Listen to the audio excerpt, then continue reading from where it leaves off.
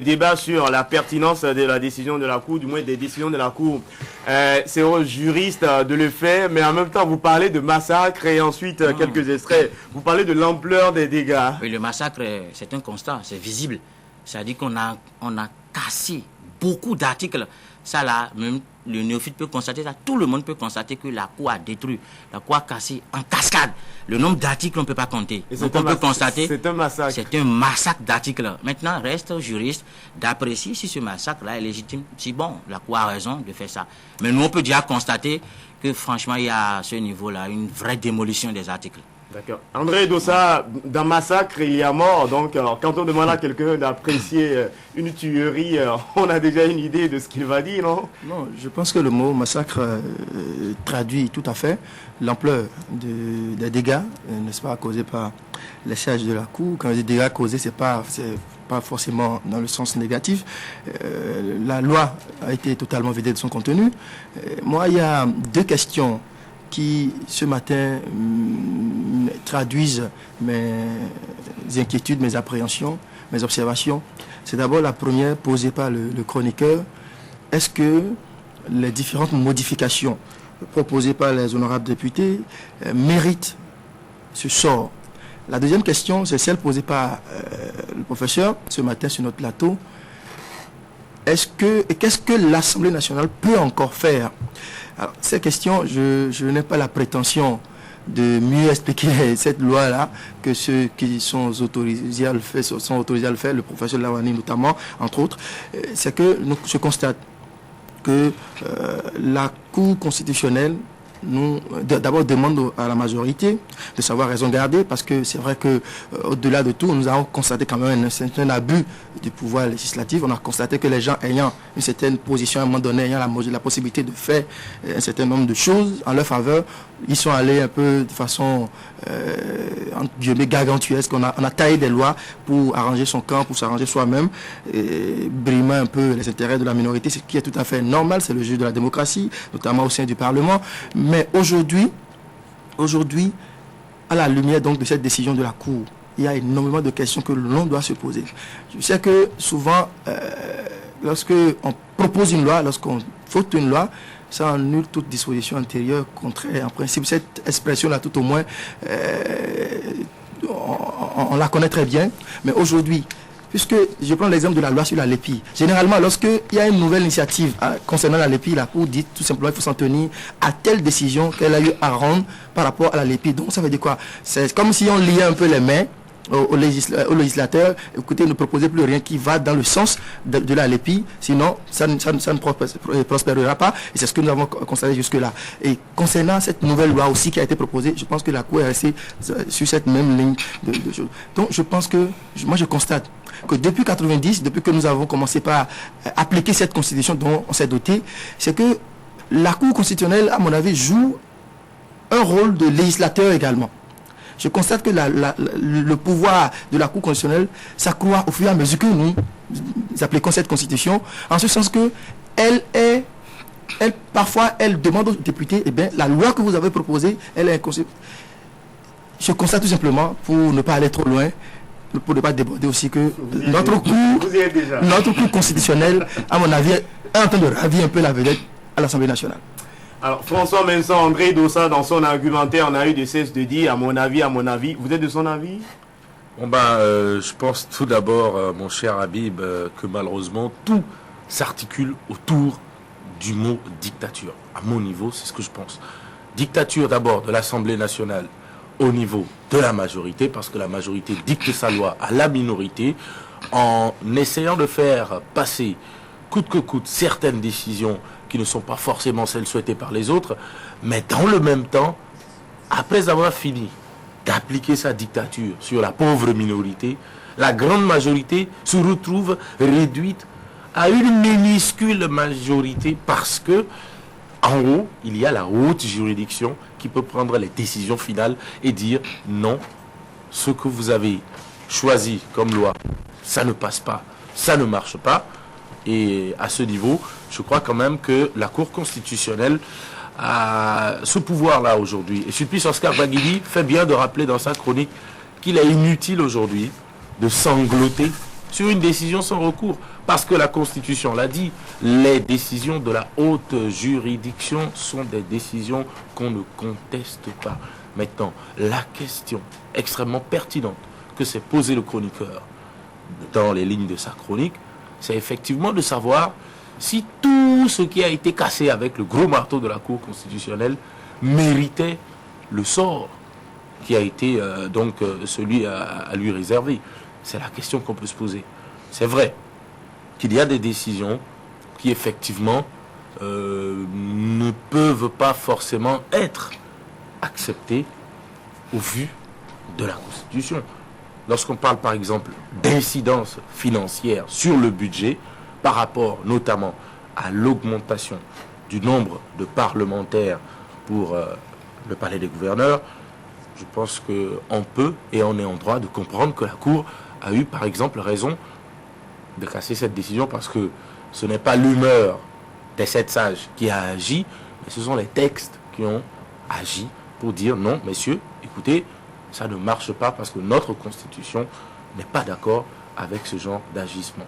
Et il y a plein d'autres décisions qui malheureusement ne répondent pas forcément à la constitutionnalité qu'on veut pour notre démocratie. Maintenant, est-ce qu'il n'y a pas eu un peu trop aussi je vais dire un peu trop de forcing du côté de la Cour? Est-ce qu'il n'y a pas aujourd'hui effectivement un peu trop de facilité pour la Cour de venir casser ce que les parlementaires ont mijoté et préparé en un exceptionnellement long? Est-ce que le pouvoir de la Cour n'est pas finalement un pouvoir extrêmement dictatorial? Est-ce que c'est un problème de temps? Non, le temps. C'est un problème parce que vous non, dites que les parlementaires ont mis du temps à préparer cette sauce et la Cour dit que ça n'a pas un bon goût. Ce n'est pas une question de temps. Non, c'est pas une question de temps. La pertinence, c'est le fond. C'est le fond et maintenant il faut se demander si tout le fond était mauvais. Tout ce qui a été cassé, est-ce que tout méritait le sort macabre? Puisque vous posez la question, je vous la retourne. Est-ce que tout ce qui a été massacré méritait... Je vous donne l'occasion de tenter de répondre. Bon, d'accord. Je laisse la question en suspens parce que je vais y répondre. Je ne suis malheureusement pas juriste. Moi, personnellement, je vais y répondre tout à l'heure, mais à ma manière. Oui, Abessi. Oui, je n'ai ni le souffle ni l'étoffe des constitutionnalistes. Quelqu'un est passé tout à l'heure, il a dit des choses bien, des choses sensées en tout cas. Ça, c'est déjà pour commencer. Ensuite, je voudrais observer que déjà l'article 114 de notre Constitution fait de la Cour constitutionnelle le juge de la constitutionnalité des lois. Et puis l'article 124 dit que les décisions de la Cour sont sans recours. Somme-toute, c'est important, déjà pour démarrer.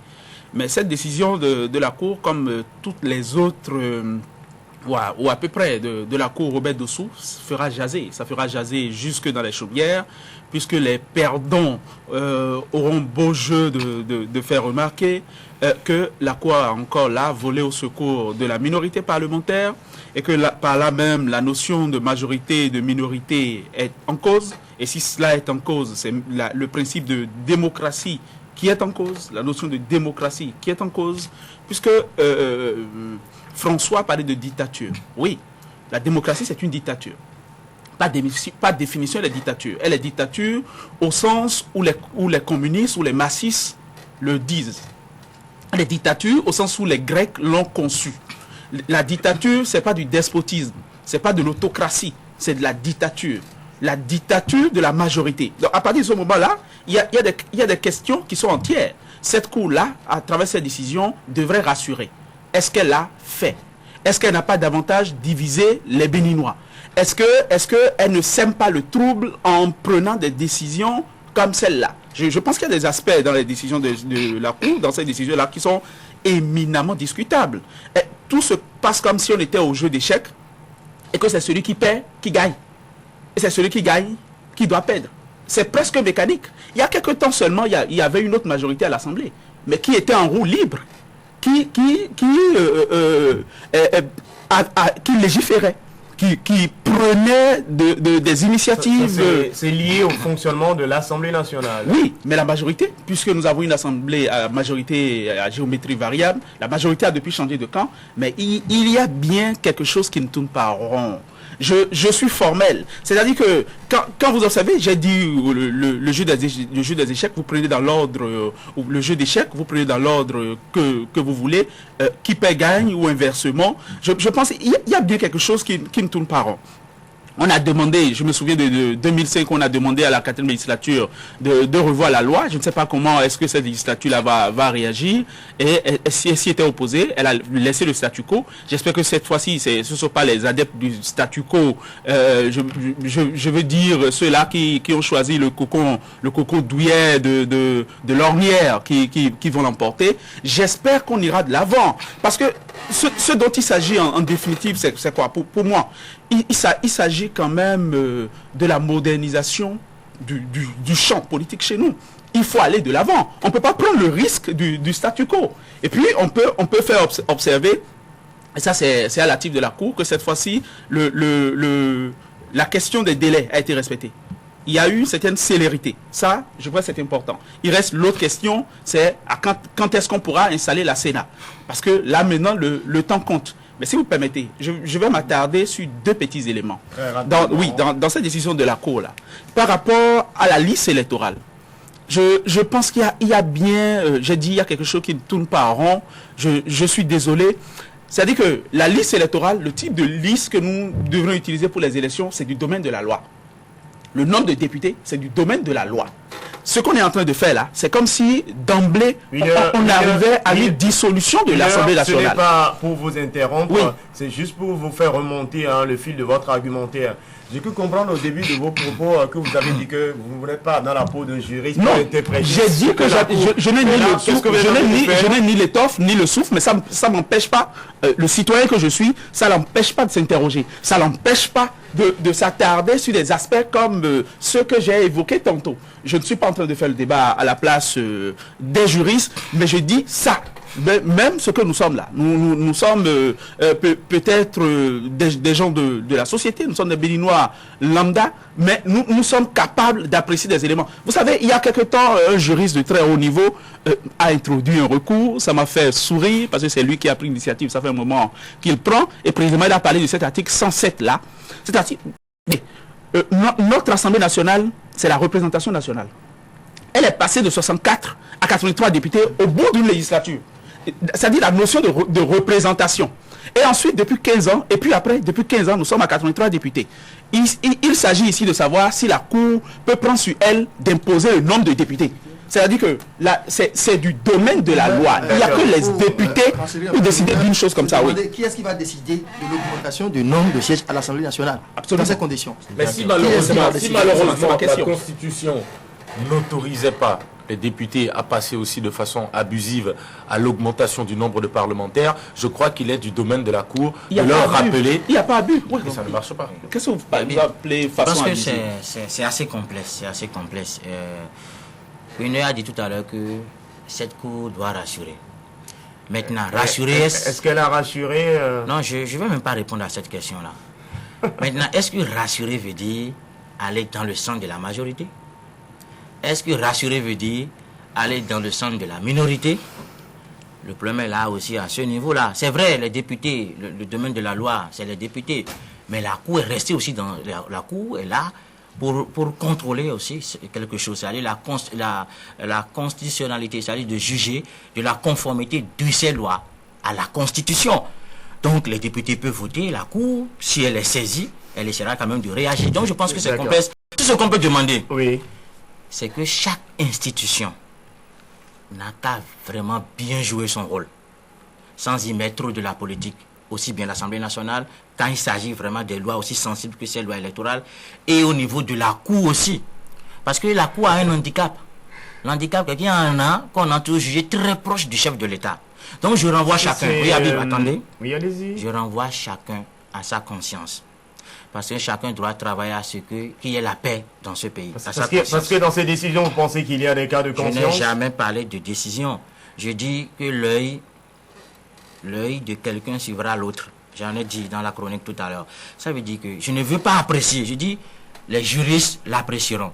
Mais quant à moi, je pense que chacun doit agir de telle sorte que son action puisse être érigée en quelque chose d'universel et de positif pour nous, pour nous autres qui ne légiférons pas et qui ne cassons pas. Et je peux constater, pour terminer, que quelque part, il y a quelque chose qui s'est passé. Soit à l'Assemblée nationale, on a fait trop de la politique, soit au niveau de la Cour constitutionnelle, on a versé dans l'excès. Parce que est-ce qu'il n'y a pas de juristes à l'Assemblée nationale? Il y a tellement de lois qui ont été cassées.